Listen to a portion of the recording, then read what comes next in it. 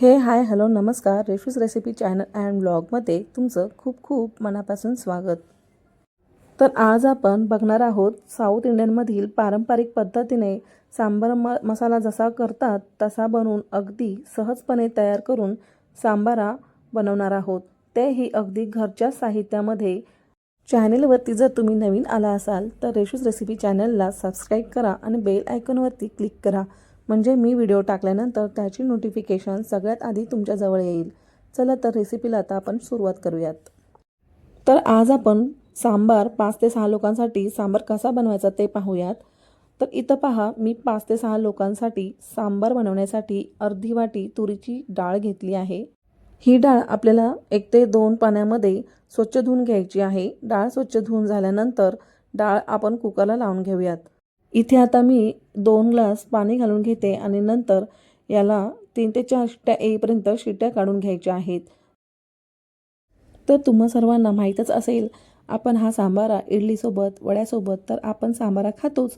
पण तुम्ही कधी भातासोबत ट्राय केलं आहे का? मला तर भातासोबत खायला खूप आवडतो आणि तुम्हीही एकदा ट्राय नक्की करा. भातासोबत हा सांबारा भरपूर छान लागतो. पहा, इथे मी डाळीसोबत मीठ, हळद आणि जिरं घालून घेतलं आहे. तर आता आपण पुढची प्रोसेस करूयात. तर मसाला बनवण्यासाठी मी इथे अर्धा 1 तास मिरच्या दाणे भिजत घालून ठेवलं होतं. मी मिरच्या इथे 7 ते 8 आणि धने 2 चमचे घेतलेले आहेत. आता हे मिरच्या आपल्याला फक्त गाळून काढून भांड्यामध्ये मिक्सरच्या घ्यायच्या आहेत. जर तुम्हाला भिजत घालायचे नसतील तर तुम्ही मिरची आणि धने तेलामध्ये भाजूनही घेऊ शकता. यानंतर मी 3 चमचे डाळ भाजकी घातलेली आहे. तुम्ही इथे जी चण्याची डाळ घेतो ना कच्चीवाली, ती पण तुम्ही घेऊ शकता. ती तेलावरती थोडीशी भाजून घ्यायची आणि त्याच्यामध्ये थोडीशी उडदाची डाळ पण घालायची आणि मग ती पण आपल्याला म्हणजे त्याच्यासोबत भाजून घ्यायची. मी इथे भाजकी डाळ वापरल्यामुळे इथे मी उडदाच्या डाळीचा वापर केलेला नाही. तर यानंतर मी इथे 1 ते 2 इंच दालचिनी आहे ती घालून घेतली आहे. सोबतच इथे मी काळी मिरी पण घेतली आहे. 10 ते 12 काळी मिरी आहेत. आता ही आपल्याला यामध्ये थोडंसं पाणी घालायचं आणि छान याची फाईन पेस्ट एकदम बारीक करून घ्यायची आहे. आता हे वाटण जेवढं फाईन पेस्ट बारीक वाटेल तेवढंच आपल्या सांबाराला छान दाटसरपणा आणि त्याचा कलरही छान यायला मदत होते. तर आपण इथे शंकेश्वरी मिरची इथे वापरली आहे. त्याचा कलर ओरिजिनल त्याचाच कलर आपल्या या सांबाराला येतो. आता वाटण वाटून झाल्यानंतर इथे मी ओल्या नारळाचा थोडासा तुकडा घेतला आहे. आपल्याला यामध्ये जास्त खोबरं घालायचं नाही, तर फक्त नावाला म्हणून आपल्याला यामध्ये खोबरं घालायचं आहे. आणि पुन्हा आपल्याला गरज वाटली तर यामध्ये पुन्हा पाणी घालून छान अशी याची पेस्ट जेवढी पातळ बारीक करता येईल तेवढी आपल्याला करून घ्यायची आहे. यानेच आपल्या सांबाराला छान दाटसरपणा येतोय, हे लक्षात असू द्या. तर बघा, इथे आता आपलं छान वाटण वाटून झालेलं आहे. तर आता इथे डाळ पण आपली झालेली आहे. सगळ्यात आधी आपल्याला कुकरची शिट्टी वरती करून चेक करायची, की जेणेकरून आपला हा कुकरची जी हवा आहे ती व्यवस्थित बाहेर जाईल. जर तुम्ही गरम असतानाच कुकर ओपन केला तर तो कुकरमधली जी डाळ आहे ती सगळी वरती येईल. याकरिता आपल्याला कुकरची शिट्टी आधी चेक करूनच कुकर खोलायचा आहे. यानंतर मी इथे भाज्या घालून घेते आहे. ह्या भाज्या मी कोणत्या कोणत्या घेतलेल्या आहेत ते मी डिस्क्रिप्शनमध्ये ॲड केलं आहे, तिथून तुम्ही नक्की चेक करा. जर तुम्हाला तुमच्या आवडीची कोणती फळभाजी घालायची असेल तीही तुम्ही यामध्ये घालू शकता. आता तुम्ही यामध्ये लाल भोपळा, शेवग्याच्या शेंगा, वांगं, कांदा, बटाटा, टोमॅटो तुमच्या आवडीची असेल ती, सफेद भोपळा, पडवळ, ही कोणतीही भाजी तुम्ही यामध्ये घालू शकता. ह्या सांबारामध्ये भरपूर अशा भाज्या घातल्यामुळे तितकाच हा सांबार पौष्टिक आहे आणि मुलांसाठी तर खूपच म्हणजे उत्तम आहे. तर काही मुलं कशी आवडीने कोणती भाजी खात नसतील, पण सांबारा नक्कीच खात असतील असं तरी मला वाटतं. तर आता इथे कुकरची आता आपण याला एक शिट्टी येऊन देऊयात. जास्त आपल्याला शिट्ट्या काढून घ्यायच्या नाही.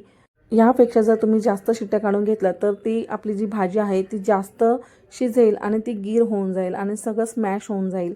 तर आपल्याला जास्त स्मॅश नाही करायचं आहे. तर मी कुकर जेव्हा लावला होता तेव्हा ना मी चिंचेचं कोळ बनवून घेतलेलं होतं. जर आणि तुमच्याकडे जर आयतं रेडीमेड असतं ना, तेही तुम्ही तिथे चिंचेचं कोळ घालू शकता. तर चिंचेचं कोळ मी धने मिरची जेव्हा घातली होती तेव्हा मी एका वाटीमध्ये भिजत घालून ठेवलं होतं. तर ते आपल्याला भिजत घालून घ्यायचं आहे आणि व्यवस्थित स्मॅश करून घ्यायचं आणि छान गाळणीने ते आपल्याला कोळ गाळून घ्यायचा आहे. तर अशा प्रकारे तो चिंचेचा कोळ तयार होतो. आता आपल्याला या डाळीला फोडणी द्यायची आहे. फोडणीसाठी मी इथे एका पॅनमध्ये 2 पळ्या तेल घालून घेतलं आहे. सोबतच मी इथे तेल गरम झाल्यानंतर मी लगेच इथे 1 चमचा मी इथे मोहरी घातली आहे. मोहरी छान आपल्याला तडतडून घ्यायची आहे. मोहरी तडतडल्यावरतीच आपल्याला कढीपत्ता घालायचा आहे.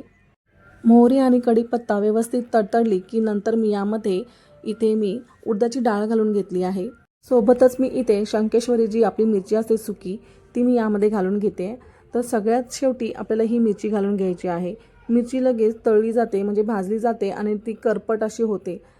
म्हणून आपल्याला सगळ्यात शेवटी आपल्याला ही मिरची घालायची आहे.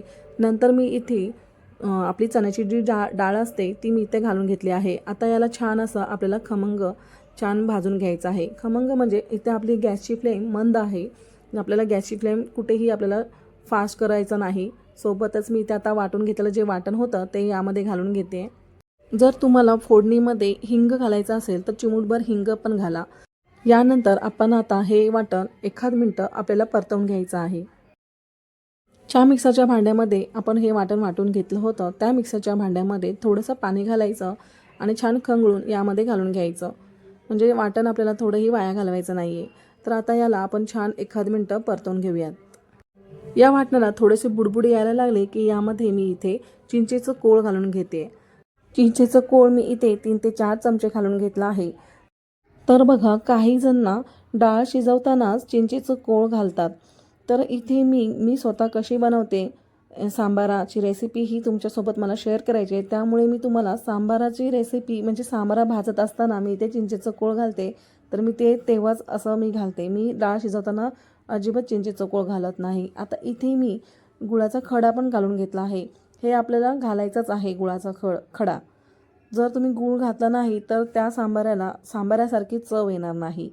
तर इथे मी मसाला का भाजून घेतलेला आहे माहिती आहे का? कारण की जो मिरचीचा जो कच्चेपणा असतो ना तो छान याचा निघून जाईल. तर अशा प्रकारे भाजून घेतल्याने आणि त्याचा रंगही छान सुरेख येतो.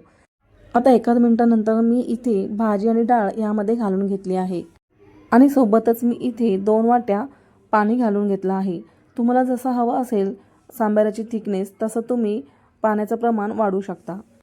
तर तुम्हाला व्हिडिओमध्ये दिसतच असेल डाळीला छान असा कलर आलेला आहे. आता ही मिक्स छान व्यवस्थित करून घ्यायची आणि सोबतच यामध्ये आपल्याला चवीपुरतं मीठ घालून घ्यायचं आहे. तर आता याला छान अशी 1 उकळ आपल्याला काढून घ्यायची आहे. तर बघा हा सांबारा इडलीसोबत, मेंदूवड्यासोबत आणि डोशासोबत बऱ्याच गोष्टींसोबत हा सांबारा खाल्ला जातो. पण तुम्ही एकदा तरी नक्की ट्राय करा भातासोबत आणि मला कमेंटद्वारे नक्की कळवा. तर बघा सांबाराचा कलर पण खूप छान आणि सुरेख आलेला आहे. खूपच मस्त जसं व्हिडिओमध्ये दिसतोय तसाच ओरिजिनल त्यापेक्षाही छान दिसतोय आणि खरंच खूप एक संग असा त्याचा कलर आलेला आहे. व्हिडिओ जर तुम्हाला आवडला असेल तर लाईक करा आणि खूप खूप शेअर करा आणि रेशूज रेसिपी चॅनलला सबस्क्राईब करायला अजिबात विसरू नका. तर भेटूयात अशा छान छान नवीन रेसिपीसोबत. Bye bye.